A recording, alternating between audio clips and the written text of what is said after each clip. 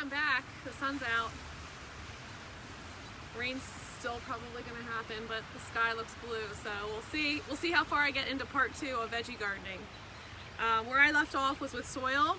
So I was talking about how you can use bulk soil. If you're going to use the bulk compost, just make sure you cut in some peat moss, and some vermiculate or perlite to lighten it up if you're doing raised beds. We also like to recommend the Castine raised bed mix. Also, our Gardener's Gold product is great for containers. As far as your actual container that you're growing in, so there's many different options that you can grow in. Many people are doing the boxes, the raised bed boxes, and you can build them on your own. Cedar is a great choice. We have raised bed garden kits. So this is a 4x4 garden. It's a steel, and it's going to be 10 inches deep. So depending, as you're in that planning stage, figure out what you're going to grow. Make sure you figure out the depth that you need. So if you're growing root vegetables, if you're doing like carrots, for instance, you're going to want at least 12 inches of depth. So just make sure you keep that in mind as you're figuring out what kind of container you're going to use to plant. Another great option that we always recommend are the smart pots. So we have these big bag beds. It is a fabric container. These things will last year after year. You can fold them up, you can keep them out in your garden. The benefit of using this is that you get airflow through the actual container. So you'll get better root production, which then leads to better fruit and veggie production. So these are amazing for growing your vegetables, especially if you're doing like potatoes. I love doing my potatoes in my smart pot. So you just fill them with soil, pop your potatoes in, and we do a whole class on the potatoes, but it's super easy. And then you can harvest them right here, as opposed to if you're doing them in the ground and you have to continually mound them. So there's many benefits to using this. They're also much more inexpensive than using a plastic or a ceramic container. They don't get as heavy as if you're using, some heavy pottery. So we have customers that grow their entire gardens in these, and you can move them from place to place. So in the early spring, you might have full sunlight, but as the trees grow in and their leaves come in, it might turn to shade. So then you can move this out. I mean, you could put this in your grass. Obviously the grass underneath is gonna die. You can put it in your driveway, anywhere that gets full sun. So you wanna make sure you're getting that 8 to 10 hours of sun. For those of you that are doing the raised beds themselves, I always like to recommend putting down like a weed barrier fabric on the bottom before you put your soil. That'll prevent your weeds from growing up through.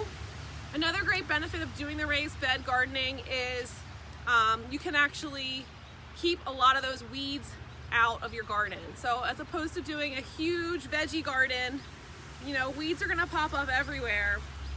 If you control your raised bed with weed barrier fabric and the soil that you put in, you're really limiting how many weeds are gonna pop up. So it makes your job easier, and it'll make your plants happier and healthier with better production because they aren't competing for nutrients with those weeds. So once you get that set up, then fill with your soil. Another thing that I like to do, and I'll post this on the class page, is our square foot gardening. How many things you can plant in a square foot. So hopefully you guys can see me. Connection. It says my connection's a little weak, but that's because I'm outside. So spacing is key. You don't want to put stuff too close together, but you also don't want to waste space, especially if you're doing a square foot, like just a 4x4 box. You want to maximize your space. So I will post our spacing recommendations for specific plants. And then you can kind of figure that out in your planning. What I like to do with our box is I'll actually put a screw on I'll measure each foot and put a screw, and then what I'll do is I'll just run either a wire or twine, and I'll make little 1x1 boxes, and that is going to be a square foot. So the recommendations that I'll put on that sheet for you guys to access are recommendations for a square foot, so a 1x1 area, all right? That's going to help you get your spacing right. And once you get the hang of it, you can kind of stagger things, you can kind of rework things to make it work for you. But again, a lot of it's trial and error. Us gardeners, you know, some things work great, some things don't. You just have to make adjustments. It's kind of the fun of it. Another thing, so we all have the bunnies, we all have the deer, the pest problems. So keeping that in mind, especially where you're at, some people will build like a chicken wire fence around it to kind of keep the animals out. You can use repellent sprays to keep your animals away. You can plant marigolds around the outside to help keep the bugs, subside some of the bugs from getting at your stuff. But there's also a bunch of sprays that you can use. Organic, of course. You only want to use organic. I use organic soil for planting my veggies since we're eating all this stuff. And then I'll use organic products if I need to. I brought a couple out just to show you. And of course they just got all rained on. So these are dusts. Dusts are really great for your crawling insects, your caterpillars. So the dipel dust, it comes in a container already. You can just dust the plant. So you literally just take this and you squeeze it almost like a ketchup bottle, and you can just dust your plants. So you would just want to do that as needed. It's organic, but it's going to help especially with your crawling insects and your caterpillars, which tend to hide on the underside of leaves. So if you see holes in your leaves, typically that's a sign that the caterpillars are starting, and they will literally destroy your plants within a couple days if you don't take care of it right away. So we got the dipel dust and we got diatomaceous earth. So the diatomaceous earth, a lot of people will actually use this around the exterior of their house. Any kind of insect it's gonna get into their exoskeleton and kill them. So these are the two dust options. Another option, there's some sprays. So neem is a great option. I didn't bring the Captain Jack's out here, but Captain Jack's is a great spray as well. Both organic, both great for your insects. The benefit of using the neem oil, it's a fungicide, a miticide, and an insecticide all in one. So a lot of the problems that we have with our veggies are going to be insect issues, but if we have like a overly wet year, crazy weather, which this year is kind of panning out to be, you might also have some fungus. So spraying this, you can use this up to the day of harvest, so you can use it, you know, maybe every 7 to 10 days just to kind of keep the insects off of your veggies. And then we also have a caterpillar spray with BT. So this is a concentrate, and you would want to mix this in like a hose end spray and spray your plants. But these are both organic, safe to use. So there's some good options for what might be chewing into your plants. And then a couple pointers I like to give. I love bone meal. Bone meal is a great fertilizer. It's organic, high in phosphorus, so that means you're going to get better blooms. You can use this in your flowers and your bulbs, but it really helps with your root production, which is going to help with your fruit production. Another benefit to using bone meal is that it has calcium in it. So if you've ever gotten blossom end rot on your tomatoes, that's where your tomatoes have the black spot on the bottom, and it literally will go from each tomato and ruin your entire crop.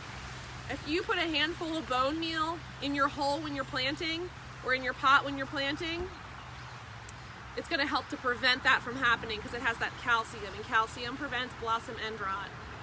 We do have a product that I didn't bring out called Rot Stop. So if you see that your tomatoes are getting the blossom end rot, come in and get some blossom end rot, Rot Stop, and get that sprayed on there so you don't lose your whole crop. And then another product that we have is a tomato and blossom set spray. So this kind of helps to increase your yields. This is kind of like a pollinator in a bottle. As you know, whenever you're using chemicals, pesticides, it is impacting our pollinators. So we have a lot less pollinators. You can actually help your veggies and fruit to do better, produce better, by spraying this on their blooms. So this is the Blossom Set Spray, which we do have available as well.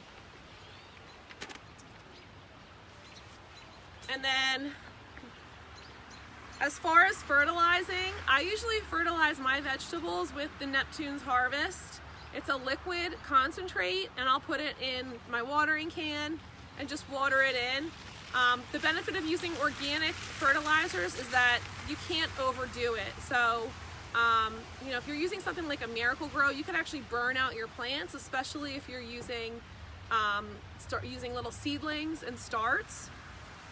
So, you know, using something organic, your plants are still going to get like wonderful benefits without, you know, too much and overdoing it. So you could do it every week. You could do it every 2 to 3 weeks, depending on what you want, how big you want your veggies to get.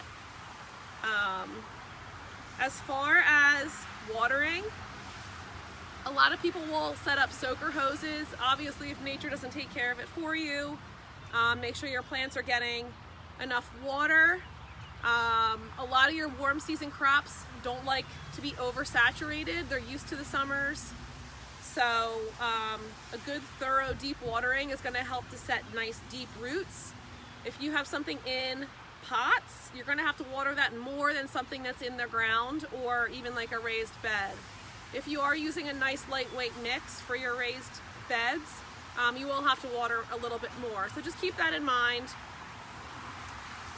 when you set up your garden. And then, what else?